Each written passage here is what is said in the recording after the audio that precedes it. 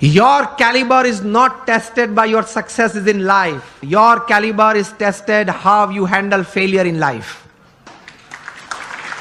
जीवन में कितनी सिद्धियां आपने हासिल की, उससे आपका कैलिबर का मापदंड नहीं है. जब जीवन में सेटबैक या फेलियर आया, तब आप किस तरह से अपने आप को संभाल पाए, उससे आपका कैलिबर निश्चित होता है. That is your calibre. बाकी तो एक लक का स्ट्रोक मिल गया और आगे भी कोई बढ़ जाता है. जीवन में कोई स्टेयरकेस से चढ़ता है, किसी को लिफ्ट मिल जाती है, तो वो तो बन जाता है, वो तो हो जाता है, वो एक नसीब का खेल है. लेकिन प्रतिकूल परिस्थिति जब जीवन में खड़ी हुई, तब आपने भगवान में श्रद्धा रख के किस प्रकार की स्थिरता रखी, उससे आपका कैलिबर, आपकी पर्सनैलिटी और आपका कैरेक्टर बनता है. तो वो आपको समृद्ध बनाता है. तो भगवान में श्रद्धा रखना, भगवान का नाम स्मरण, जो भी भगवान में आप मानते हो उसका नित्य करना, भगवान को प्रार्थना करना, भगवान के मंदिर में जाना, दर्शन करना. यह मैं सिर्फ संत तो इसलिए नहीं बोल रहा हूं.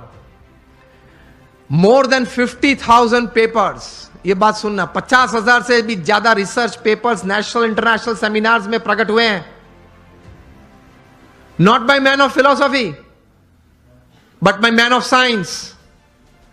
उन्होंने ये बातें साबित की कि प्रार्थना से या भगवान के नाम स्मरण से या ध्यान, मूर्ति के ध्यान से, भगवान को साष्टांग नमस्कार करने से फिजिकल, मेंटल और इमोशनल लाभ कितने होते हैं, उन्होंने सबूत के साथ प्रस्तुत किया है.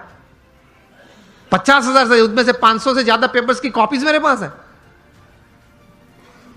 अभी ऑक्सफोर्ड यूनिवर्सिटी ने रिसर्च करके थोड़े महीने पहले यह बात बताई कि आप अगर भगवान के मंदिर में हम जब जाते हैं तब साष्टांग दंडवत प्रणाम करते हैं ना, अगर आप नित्य 5 साष्टांग दंडवत प्रणाम करें तो जीवन में कभी आपको ऑस्टियोपोरोसिस नहीं होगा.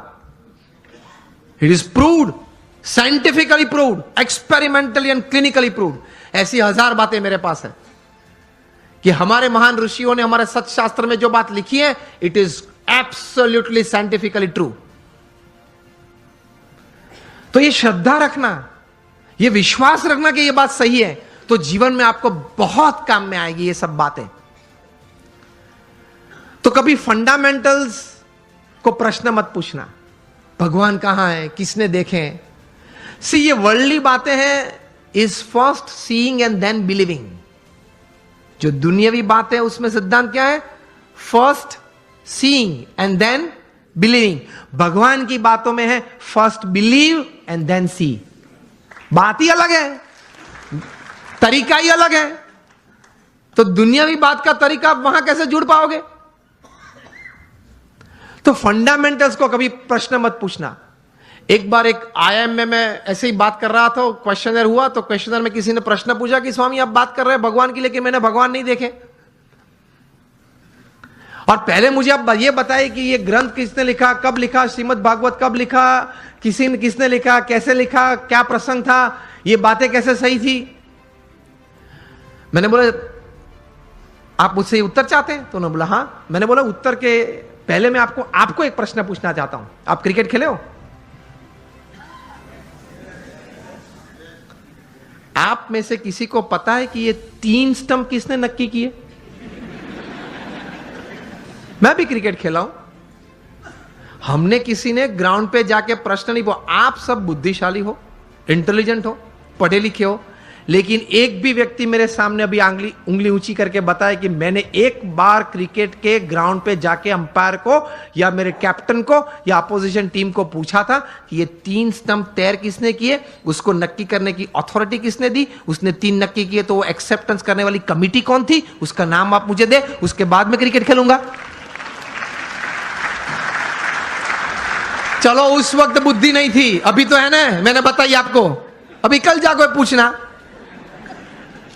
आप मैच चालू होने से पहले आप ओपनिंग बैट्समैन के रूप में बैट लेके अंदर गए और पूछो पहले मुझे ये 3 स्टंप का इतिहास बताएं, ये 22 यार्ड के पीछे उसका इतिहास बताएं, ये बाउंड्री लाइन का इतिहास बताएं. फिर अगर मुझे उसमें कॉन्फिडेंस आया तो ही मैं क्रिकेट खेलूंगा.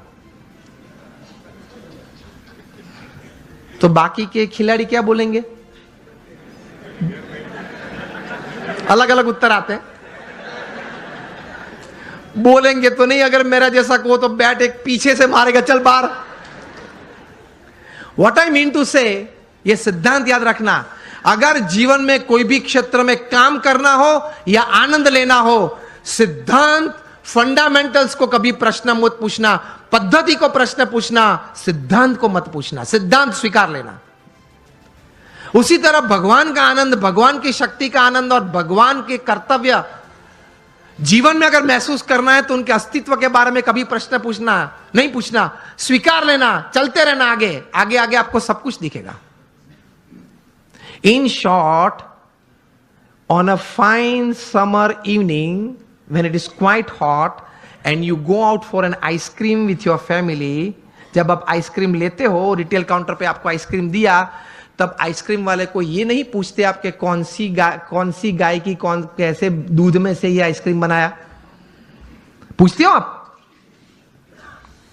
आप तो लॉजिक वाले हो, आप तो इंटेलिजेंट हो, और आप तो ये कहते घूमते हो कि anything when my wise and my watts and my homes and my vans and my homes are satisfied, तभी मैं कोई बात स्वीकार करता हूं।